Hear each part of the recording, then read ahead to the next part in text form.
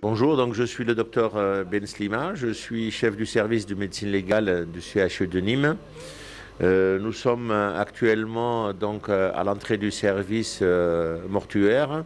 On va se diriger vers ce que nous appelons nous la zone technique. C'est la zone où nous travaillons. Vous allez bientôt voir la salle d'autopsie. Elle a pour but dans un premier temps de vérifier si la personne a reçu des coups ou pas. Donc les médecins légistes vont procéder à un examen minutieux du corps.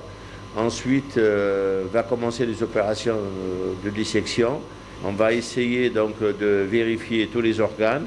On va essayer de faire des prélèvements et selon les cas, après, on décide avec les autorités judiciaires s'il faut aller plus loin ou pas. Où ça? Là? Ah.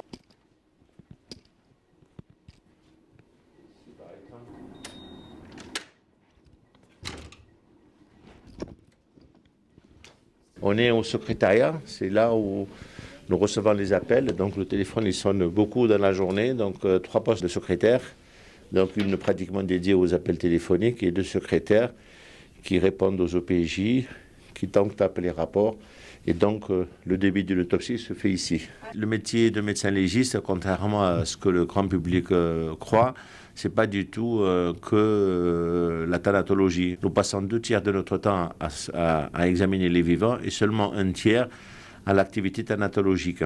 Bonjour, alors moi c'est Jade Masseron, psychologue au sein de l'UMJ de Nîmes. En tant que psychologue, on peut avoir des suivis réguliers, donc du coup des gens qu'on va voir plusieurs fois par mois, voire plusieurs fois par semaine.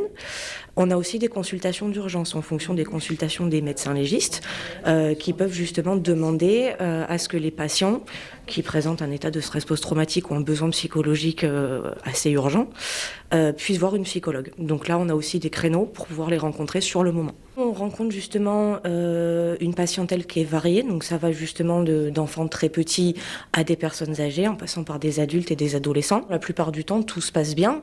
De toute façon, le cadre est adapté pour que ça se passe bien. On est aussi là justement pour leur apporter une écoute et un cadre qui est rassurant, parce que justement, on prend en compte le fait que c'est un cadre d'urgence, donc forcément, les personnes peuvent être très stressées, très angoissées. Donc on est aussi là justement pour proposer une prise en charge, mais justement pour être prête à accueillir ces personnes qui sont dans un état justement d'angoisse assez massive.